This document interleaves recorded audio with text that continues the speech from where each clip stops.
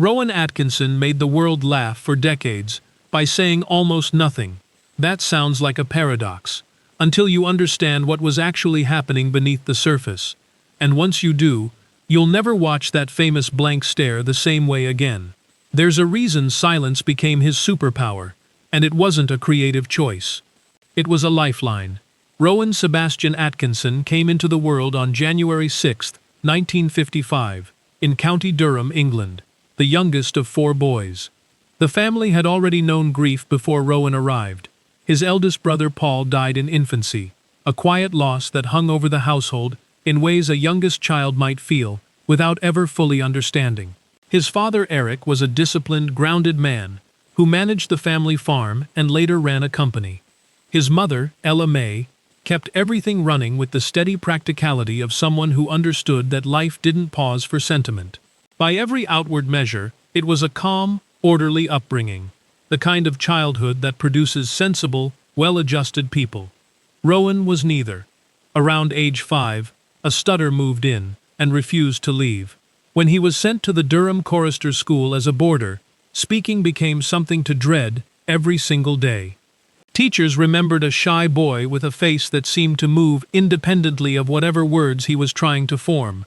Unusually expressive, almost theatrical, even at rest. His classmates were less generous in their observation. The teasing was relentless. Some reportedly called him an alien, mocking the strange, halting rhythm of his speech. Among the boys at that school, 2 years behind Rowan, was a future British Prime Minister named Tony Blair, who would later acknowledge he had some memory of just how cruel the atmosphere around Rowan actually was. But here is where the story turns, and turns hard. Somewhere in the middle of all that daily humiliation, Rowan discovered something that didn't make any logical sense. When he stepped into a performance, even the smallest, most forgettable school sketch, the stutter simply vanished, not eased, not softened. Disappeared entirely, as if someone had reached into his throat and untangled whatever had been knotting the words. The moment the performance ended, and he had to simply be himself again, the stutter came back immediately. But for those brief minutes on a stage, something in his brain found a path around the obstacle. He wouldn't fully understand what that meant for years. At the time, it was just the one place where the world felt manageable. Academically, Rowan was exceptional. He earned strong marks in science and went on to Newcastle University to study electrical and electronic engineering, graduating in 1975. Everyone around him assumed the path was set, steady, practical, sensible, exactly the kind of career his father would have respected. He pushed on to Queen's College, Oxford, beginning a master's degree and even laying groundwork on a PhD in control systems. His thesis on self-tuning control systems was published in 1978. On paper, the engineer's life was almost fully assembled. Then Oxford happened in a way nobody planned. Rowan joined a review group and met a young writer named Richard Curtis, who would go on to become one of Britain's most celebrated screenwriters. Curtis has described watching Rowan during early rehearsals, quiet, almost invisible, saying next to nothing during the planning stages, until the moment he actually stepped into a sketch. At that point, according to Curtis, the room simply stopped. A driving routine, a strange piece of physical mime. Whatever it was, the shift in Rowan between ordinary conversation and performance was so pronounced that Curtis later said it felt like watching someone step out of one body and into a completely different one. In August 1976, Rowan performed with the Oxford Review at the Edinburgh Festival Fringe, his first real exposure to a national audience. Something in the response told him the engineering thesis might not be the final answer after all. The years immediately after Oxford were harder than the eventual success story tends to suggest. The BBC rejected him repeatedly through 1978 and into 1979. Executives struggled to categorize what he was doing. Comedy built around silence rather than punchlines, visual rather than verbal. Strange in a way that didn't fit any existing format. His stutter, particularly under the pressure of auditions and professional meetings, where he had no character to retreat into, got worse rather than better. By some accounts, there were genuine moments during this period when Rowan seriously considered walking away from performing altogether and returning to engineering. The safe, already paved road his degree had waiting for him. What kept him from taking it was the same discovery he'd stumbled onto as a frightened schoolboy. When he disappeared inside a character, the words stopped snagging in his throat. He didn't need to speak as Rowan Atkinson. He needed someone else to speak for him. Not the 9 o'clock news gave him that, though its launch was catastrophic enough to have ended everything before it started. The show's premiere was pushed back by a general election, and when it finally aired in 1980, the audience was thin and the reviews were brutal. One critic apparently called it the worst 30 minutes of television ever broadcast. Most shows don't survive that kind of opening. This one survived because a single BBC controller believed in it enough to commission a second series despite the evidence. A quiet, stubborn act of faith that ultimately rewired the direction of British comedy entirely. That second series produced a sketch that changed everything. Gerald the Gorilla, built around Rowan in a gorilla costume delivering an absurd, furious, completely unhinged monologue. It won awards. It made him a household name almost overnight. And it did all of that while he was hidden, as usual, inside a costume and a character. Not speaking as himself. Never quite speaking as himself. Along the way, the show also produced an unexpected novelty hit called I Like Trucking in 1981. A song audiences embraced, partly because Rowan wasn't merely acting the part. He actually drove the lorry himself, having previously obtained a real Class 1 driving license, specifically to give himself a reliable source of income during his uncertain early years as a performer. It's a small detail, but a telling one. The engineer's instinct never really switched off. Even at the height of a comedy breakthrough, he was quietly hedging his creative risk with something unglamorous and practical. By 1982, at the peak of the show's popularity, the cast simply walked away. The pace, the writing pressure, and the cumulative toll on everyone involved, Rowan most of all, given the anxiety that had run quietly beneath everything since childhood, had become too much. It's one of television history's stranger moments, a group of performers choosing their own well-being over an audience still hungry for more. Rowan moved sideways into his next enormous gamble almost immediately. Blackadder nearly didn't survive long enough to become the classic it eventually became. Co-created with Curtis, the first series was filmed on expensive sets at Alnwick Castle, plagued by bad weather, stretched over a ballooning budget, and lukewarmly received by critics. It came within reach of cancellation. What saved it was a single international Emmy win. Just enough external validation to convince the BBC to attempt a second series, this time with the budget drastically cut and the format stripped back to 3 modest studio sets. Strangely, the constraints made everything better. Writer Ben Elton joined the team for Series 2, sharpening the comedy considerably. Miranda Richardson's wildly unstable Queen Elizabeth became an instant audience favorite. Edmund Blackadder himself evolved from a bumbling medieval prince into something far more interesting, a man of obvious intelligence, permanently trapped beneath people less capable than himself, scheming endlessly to improve his position and failing every single time. It was the 4th series, Blackadder Goes Forth, set in the trenches of the First World War, that became something nobody expected a British sitcom to manage. Rowan has said the show found a rare and difficult balance. Genuine comedy sitting right alongside a serious examination of the waste and futility of war. The final episode, in which the characters go over the top into no man's land in slow motion, remains one of the most quietly devastating endings in the history of British television. Comedy that earns the right to stop being funny, for exactly long enough to mean something. Then came Mr. Bean, and with it, a gap between what the audience experienced and what Rowan actually felt that couldn't have been wider. The first episode aired on January 1st, 1990. The character became a global phenomenon at a speed that's still difficult to fully account for, eventually broadcast in 245 countries. Because Bean barely spoke, every single laugh had to be wrung out of Rowan's face and body, pushed to their absolute physical limit, take after take, with nowhere to hide. Rowan has said plainly in interviews that playing Bean left him utterly drained after every shoot. Not happy, not fulfilled, drained. The joy the audience felt watching was almost the inverse of what he felt creating it. Not joy so much as a kind of pressurized, exhausting discipline he imposed on himself, because the character demanded it, and he refused to give it anything less. Filming the feature Mr. Bean's Holiday brought its own particular ordeal. Chasing a peloton of professional cyclists through Provence for a single comedic moment that lasts perhaps 4 seconds on screen. Rowan has admitted he thought at one point during those takes that he might genuinely collapse. He wasn't a competitive cyclist.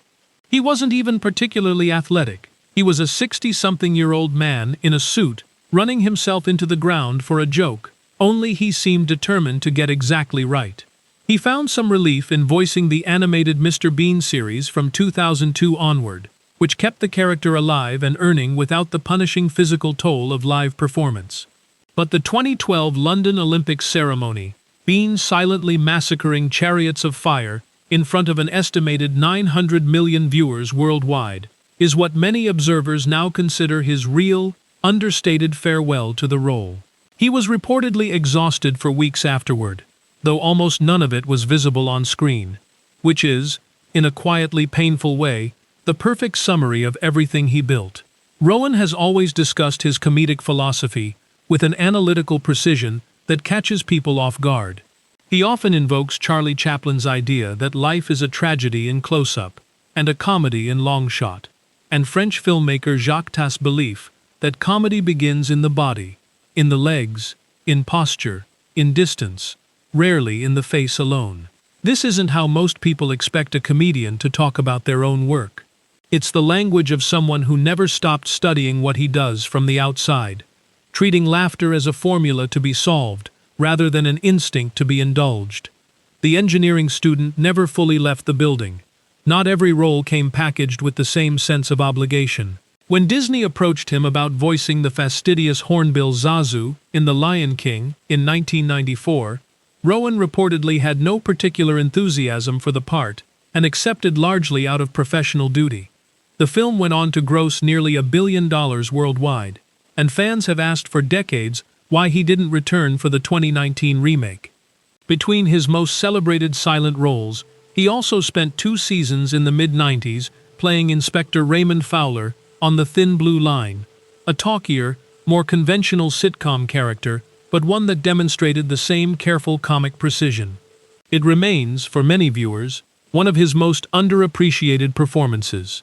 Even in his late 60s, the pull of physical comedy refused to release him. In 2022, at 67, he returned to slapstick with Man vs. Bee, playing a character with more warmth and dimension than the deliberately childlike Bean. The production itself became its own small logistical nightmare, filmed during COVID lockdowns, when no owner of a genuinely large, impressive house would permit a film crew anywhere near their property. The production team eventually built an artificial house across 4 separate outdoor locations and multiple interior sets. Rowan has said since that he actually prefers the simpler, wider shots of his earliest Bean sketches, a preference rooted in the same Chaplin philosophy about comedy needing room to breathe, and, read carefully, something of an admission that more elaborate productions never actually made the exhaustion any easier to carry. His personal life moved through its own quieter dramas, mostly well away from public scrutiny.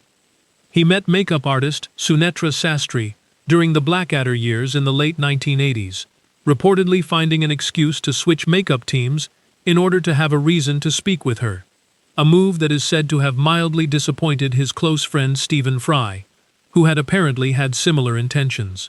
Rowan and Sunetra married in 1990, with Fry as best man, and had 2 children together, Lily and Benjamin. In March 2001, on a family holiday in Kenya, something happened that became one of the stranger true stories attached to his name. The pilot of their chartered Cessna lost consciousness at around 16,000 feet over the Kenyan coastline. Sunetra attempted to revive him. When that failed, Rowan, a man who had never flown a plane, climbed into the controls and kept the aircraft level until the pilot regained consciousness and brought them down safely in Nairobi. A man famous for catastrophic on-screen incompetence had quietly kept his own family alive in midair. He said almost nothing about it publicly for years. The marriage ended in divorce in 2015, after nearly 24 years. Rowan subsequently began a relationship with actress Louise Ford, and the two welcomed a daughter in 2017. The age gap between them drew the predictable tabloid attention. Rowan, characteristically, said very little about any of it. He has not, however, maintained silence on everything. In 2012, he appeared before Parliament to argue against proposed expansions of hate speech legislation, making the case that uncomfortable or offensive ideas deserved legal protection rather than suppression. It was a position that drew real criticism from some quarters, even as it contributed to eventual changes in the law. In 2023, he wrote publicly questioning the environmental credentials of electric vehicles, a piece that generated considerable backlash, particularly once commentators noted his well-documented collection of high-performance cars, and some analysts suggested the article contributed to a measurable dip in UK electric vehicle interest that year.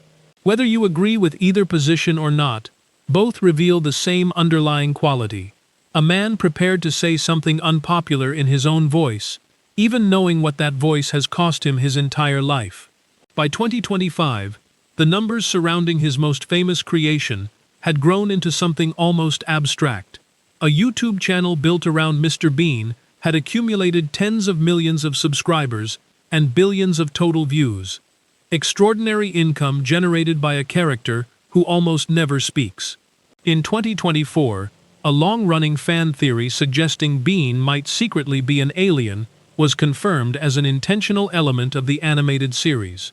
A small, playful acknowledgement of a mystery Rowan himself had teased as far back as 1993. And yet, sitting across from Graham Norton in 2018, 63 years old, and decades into one of the most globally recognized careers in entertainment history, Rowan said something that cuts straight through all the awards and viewing figures. He said he never felt quite good enough, that the exhaustion was real, that the mask, however beloved, was still a mask, worn for the first time by a frightened 5-year-old who had discovered, more or less by accident, that becoming someone else was the only way to stop the words from failing him. People who watch his interviews closely have noticed this quality without necessarily knowing its origin. Comment sections under footage of him speaking fill repeatedly with remarks about how carefully he selects each word, how precisely he measures what he says, as if every sentence is something he's assembled deliberately rather than spoken naturally. One viewer described watching him discuss a scene and feeling as though he wasn't remembering a role he'd played, but describing someone else he'd once stood quietly next to and observed. Another recalled their mother in an airport in China, watching a crowd of strangers share no common language whatsoever, and all of them laughing together at the same silent Mr. Bean sketch on a screen. That image is worth sitting with for a moment. A man who couldn't get through a school day without his words betraying him built something so rooted in silence that it transcends every language on earth. Not despite what he couldn't say, but because of it. If this story stayed with you, share it. And if you've never hit subscribe, now's the perfect time. There are more stories like this one waiting, and you shouldn't miss them.